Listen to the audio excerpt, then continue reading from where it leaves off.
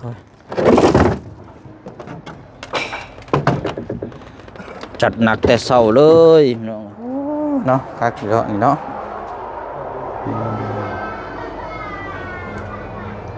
เพิ่นเฮ็ดนี่ก็หัวซนใส่กันนี่เลยอ้าวน้องน้ำเด้อนมมือเอาอันเงินทางพ่อสมหวังแล้วก็ทางแม่เพ็ญประภาเนาะอันเนาะขอบใจเด้อเอาอันเดี๋ยวแล้วก็ให้ทางพอสร้างเพิ่นเนาะ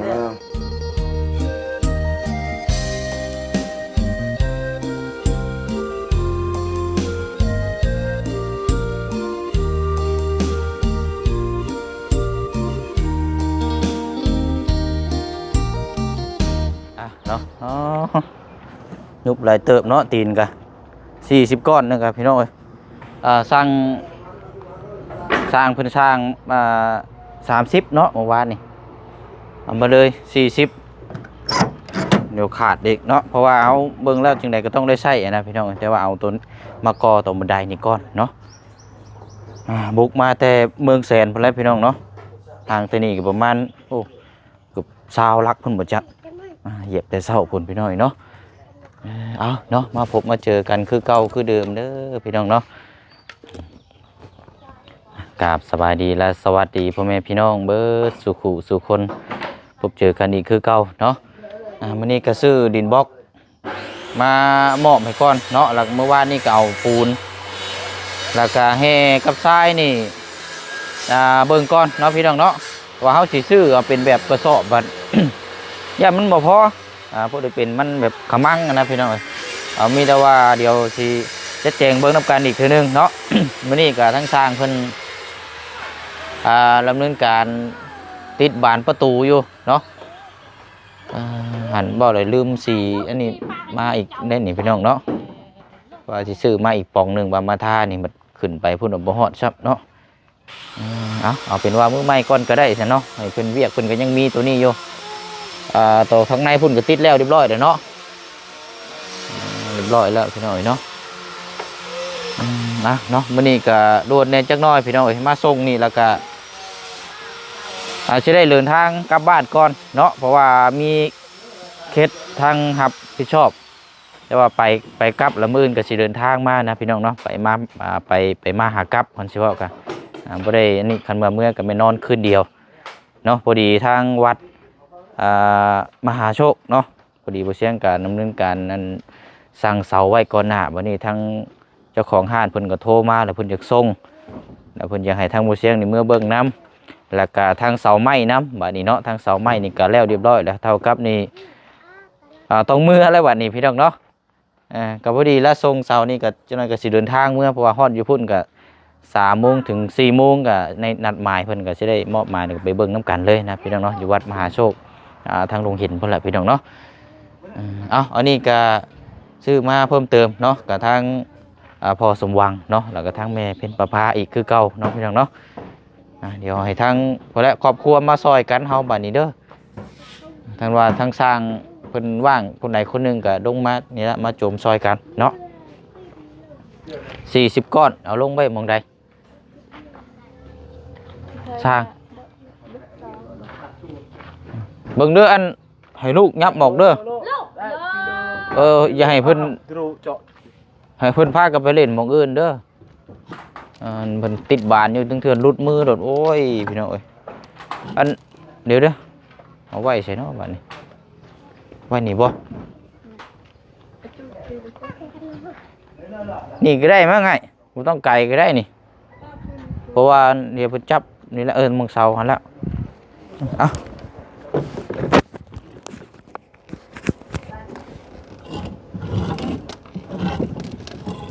ก้อนละ5,000ได้นี่พี่น้อง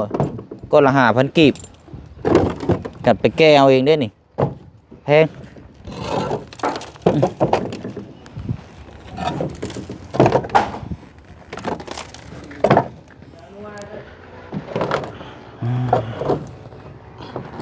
เดี๋ยวทางอันนี้ก็จังว่ากันพี่น้องเนาะแล้วตัวนี้เพิ่นจะจังมอบจ่ายให้เพิ่นเพราะว่าทางค่าจ้างอะไรเนาะทางสีขอบบานประตูนี่ก็พูดคุยกับ บ่ลาวเนาะทางอาจารย์ลาวนี่เพิ่นสิซื้อสีขาวมาตกแต่งขอบวงกบเนาะมันก็ดีคือกันพี่น้องเอ้ยมันตัดขอบขาวสิได้งามเอาสี่ถามเลยบ่นี่ติดกันนั่นเนาะ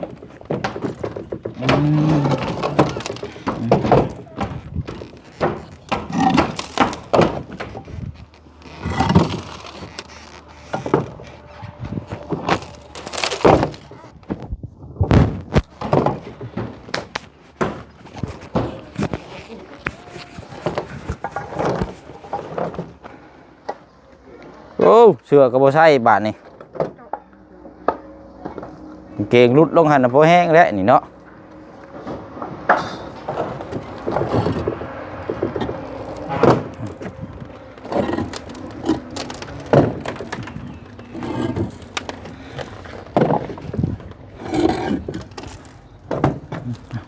ก่อนค่อยจัดหนักแต่เช้าเลยน้องแต่6ตื่นแต่7 โมงออกไปเลย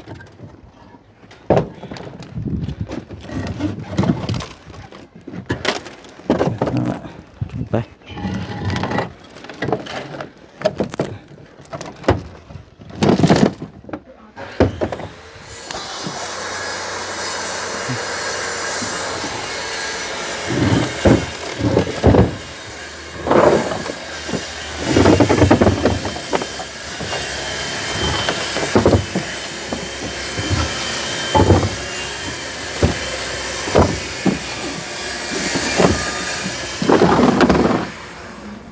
โอเคมาบายดีให้เจ้ากันสบายดีเนาะทางลงน้ำสร้างเพิ่นก็มาแต่เช้าดิเราเนาะ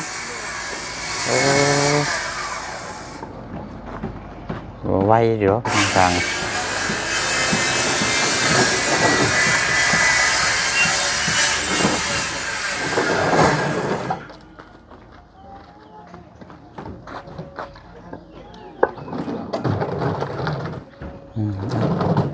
ซอยกันเนาะหลายคนก็แล้วไว้หมดแล้ว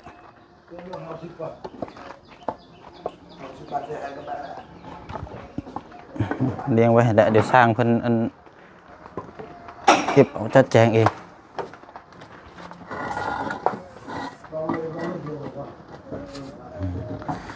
40 ก้อนเนาะสิพออยู่มั้งบัดนี้พี่น้องเนาะคันบ่พอก็เยอะเพราะว่าทางสร้างเพิ่นบอกว่า30เพื่อมาเลยเนาะเดี๋ยวมันเสียนี่เดี๋ยวบ่พออีก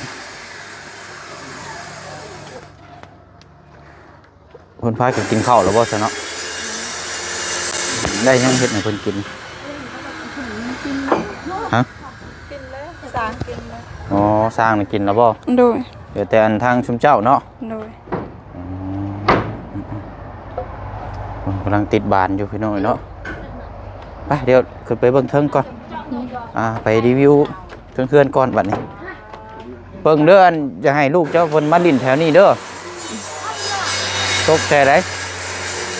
บานประตูครับพี่น้องอุ๊บดี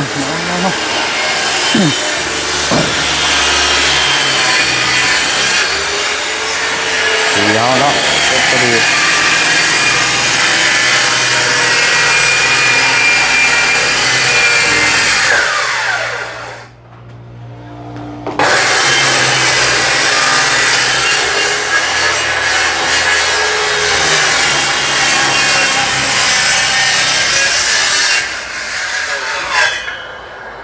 ร้อยเนาะเป็นนี่ไรเลยยังเขา งาม ทางมืออยู่หาบัดนี้โอ้เอาทดสอบมึงอยู่แห้งแล้ว เห็นมั้ย อันนี้เนาะอันนี้เห็ดพิงอันนี้เนาะ โดย พี่น้องเราเอาโต๊ะนี่มาวางนี้บัดนี้เนาะกินข้าวอยู่นี้หรือว่านั่งคันว่าระวังแน่ก็ระวังแต่หน้าต่างหั่นแหละเนาะ โดย ระวังแต่หน้าต่างหั่นแหละบอกเด้อน้องนุ่งเด้อคนเพิ่นมานั่งนี่ปลึกลงหั่นได้ ขณะกับปิดหน้าต่างไว้ล็อกไว้เด้อล็อกปิดไว้ในการให้มันโล่งเข้ามาแต่ทางนี้ บ่เสียงมาผู้เดียว แน่นไอ้มาผู้เดียว กินข้าวกินน้ำนะ บ่อย่าหรอกจะออกไปเพราะว่าพาวเนี่ยไว้สิได้เดินทาง โดย จบจากนี้กันจิมันจะไปหาประตูนี่จักเราสิอยู่บ่อยู่นี่ก็ เราอยู่ อาเดียนี่แหละ นี่ เข้าไปหาประตูอาเดียกันอาจจะได้เดินทางเลยพี่น้อยว่าขึ้นมามื้ออื่นพุ่นละจังว่ากันมื้ออื่นก็ช่วงแรงๆเป็นหยังดอกเนาะเดี๋ยวเพิ่มเติมจังได๋ก็จังว่ากันกินแต่เช้าหลายก็บ่อยากได้มันยังอันนั้นอยู่ประมาณ9:10 10:00นพุ่นแหละข้าวเช้ากะแต่เก่ากะ9:00 10:00 นเนาะคักอยู่แล้วนี่เนาะ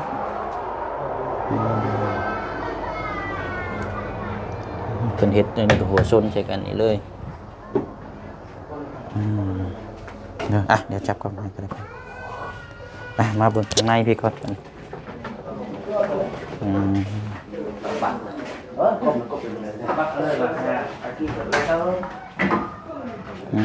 โอ้ลูกติ่งเขาเรือบ่ช่างดูลายลูกได้เนาะ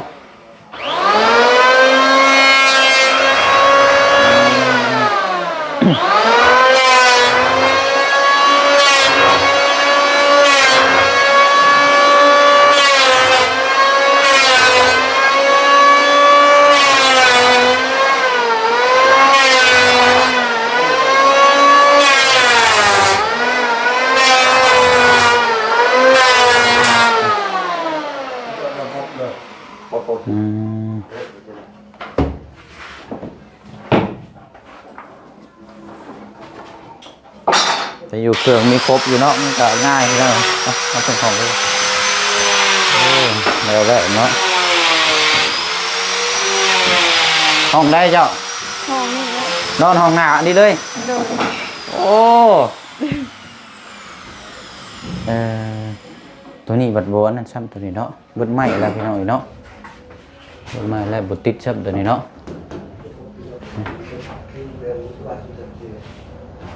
นั่นแหละก็แต่ว่าเฮาปิดเท่านี้ตอนที่แรกก็ย่านข้างนี้ยังบ่ได้ติดพี่น้องบัดนี้ข้างนี้มันได้ติดแล้วก็ใครอยู่ดอกบัดนี้นี่ก็จังค่อยว่ากัน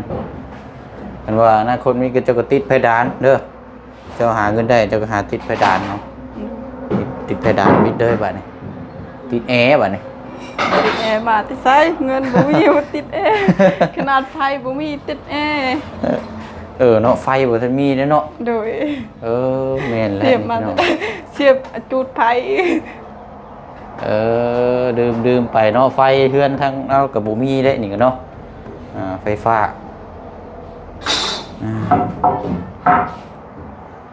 ไฟฟ้าหน่อยเนาะ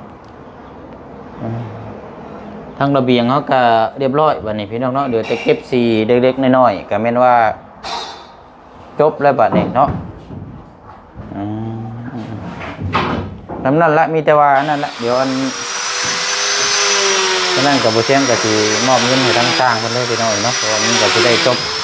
อีกขั้นตอนนี้ไปเนาะ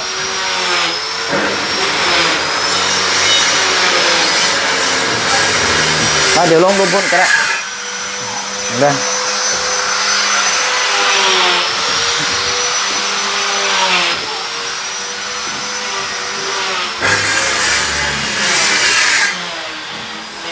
ปึ๊บกำลังพากันชุมบันไดอยู่อันนั้นอยู่บานประตูอยู่ไปหน่อย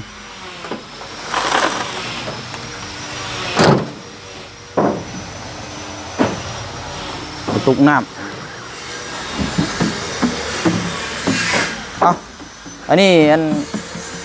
คันว่าเจ้าบ่ได้ใช้กันไปมาหาสู้ก็เอาให้เพิ่นก็ได้น้องเด้อ โดย กระตุกน้ำให้น้ำกินได้นี่ไปให้โอ้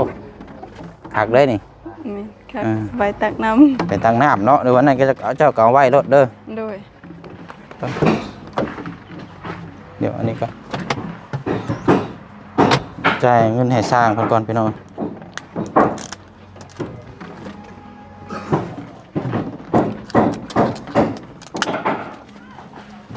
ปุ๊บ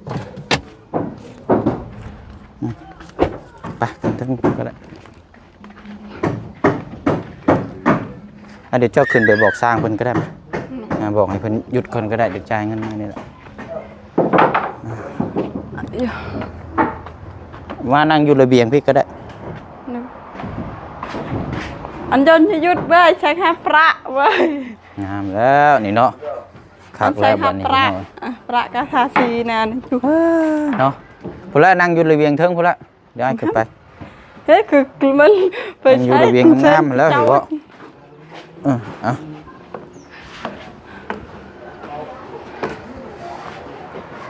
เอาเอาละนั่งอยู่ระเบียงกันก็ได้พ่อ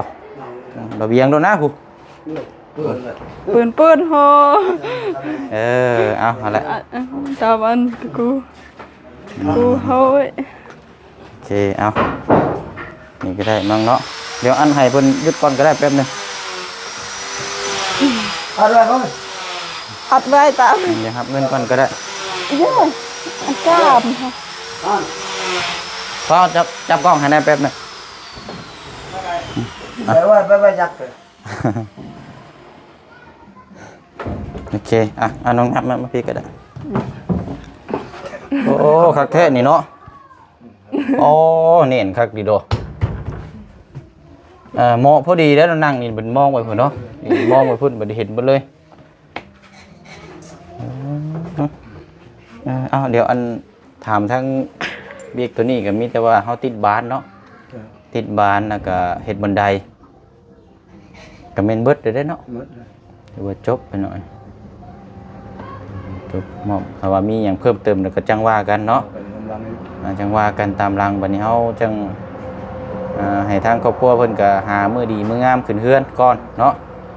นั่นก็คันว่าทางเจ้าชุมเจ้าว่างนั่นก็ดึงไปทางเฮือนน้องกูนาคันก็ได้เด้อเด้อ แล้วตัวนี้เราไปพุ่นเลย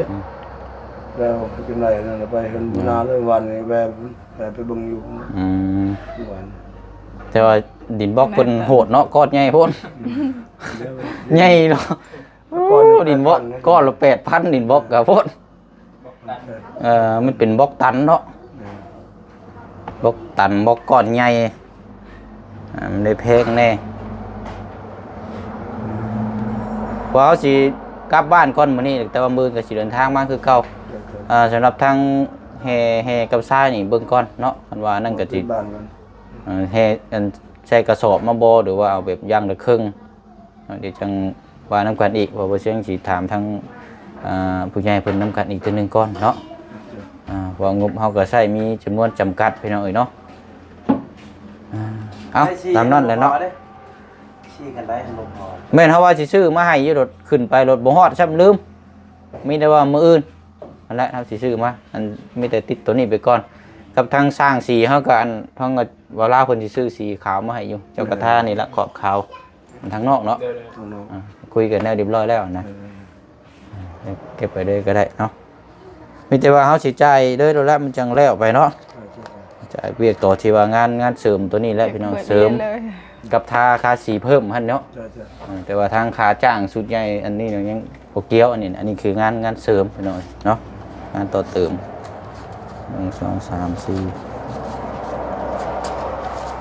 เนาะอันนี้ก่อนเอาน้องน้ำเด้อนมมือเอาอันเงินทางพอสมหวังแล้วก็ทางเมเพ็ญประภาเนาะเนาะ ขอบใจเด้อ เอาอันนั้นเดี๋ยวแล้วก็ให้ทางพอสร้างเพิ่นเนาะ เตือนนบไม่เจ็ดตลกเลย นับเบิ่งก่อนพอเด้อนับเช็คเบิ่งก่อน นับไป อันนี้ก็จะเอาไปไว้ซื้อสีต่อนี่ขาดอีกอยู่ครบเนาะพอเนาะเอาอันนี้พี่น้องเนาะเดี๋ยวจังเวียงงานเก็บโต๊ะตอนนั้นเดี๋ยวจังมาอีกทีนึงก็ได้เนาะไม่อยากหรอกเนาะเอาเริ่มทาสีมาซื้อสีมาเอาละขอบใจหลายๆพอเด้อพักกันเฮ็ดเวียกได้ก็ได้บัดนี้ขอบใจหลายๆเนาะกับFC เพิ่นก็ย่องลายพี่น้องเนาะขอชื่นชมลายเวียกงานเร็วแล้วถึงออกมาหนังงานดีงามเนาะสำหรับคนที่แนะนำคนที่ให้เฮ็ดกับเพิ่นเห็นเพิ่นก็ภูมิใจได้พี่น้องเนาะหนังงานออกมางามแล้วก็มาเน้นหน้าถาวรเอาอันนี้ดินบล็อกน้องน้ำเด้อก้อนละ5,000 กีบให้เจ้าอันนี้เด้อให้ เจ้าเอากระดาษกับพ่อเจ้า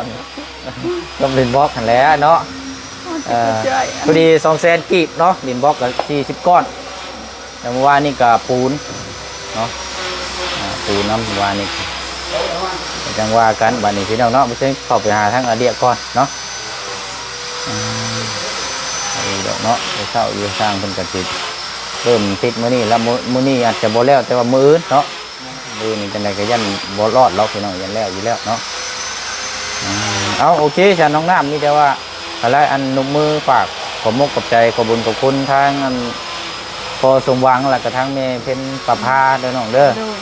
เอาแหละมองกล้องเท่าไหร่เด้อขอบใจทางพ่อทางแม่เด้อที่ซอยน้องงามขอให้อยู่ดีมีแห้งขอให้ร่ำขอให้รวยพัฒนาสิ่งใดขอให้ได้สิ่งนั้นความเจ็บบ่ให้มีความขายอย่าให้ได้สาธุและขอบใจทำนำเบาเสียงนำเด้อขอให้อยู่ดีมีแห้งขอให้ร่ำขอให้รวยพัฒนาสิ่งใดขอให้ได้สิ่งนั้นความเจ็บบ่ให้ได้ความขายบ่ให้มีสาธุโอ้ยเอาอันไหนเนาะไปบัดนี้เนาะต่างคนต่างอันนั้นบัดนี้ขอบใจทั้งสร้างเขาน้ำลายเนาะทั้งสีเนาะน้องเอาอันนั้นเด้อผู้เชี่ยงเดินทางก่อนบัดนี้น้องเด้อฉะนั้นกับมืออื่นกับพ่อกันเนาะว่าเวียกงานอยู่พุ่นกับอันนี้อยู่เขาต้องเมื่ออะไรพี่น้องต้องเมื่อเบิ่งเวียกงานเนาะเป็นอย่างหรอกเนาะ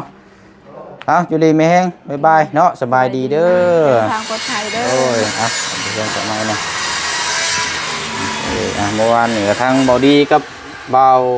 ประธานป้องเนาะเป็นก็เดินทางขึ้นมาแล้วอะไรเนาะมากันไปหน่อย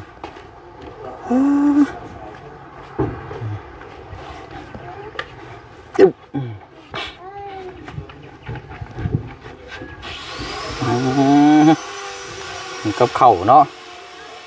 แกงยังนี่ไงฮะอันนี้ได้เอาต้มเครื่องในงัวเด้อเอาอะไรเด้อเด้อครับก้อนแบบนี้กำลังเริ่มติดตั้งอยู่พี่น้อยเนาะนี่แหละ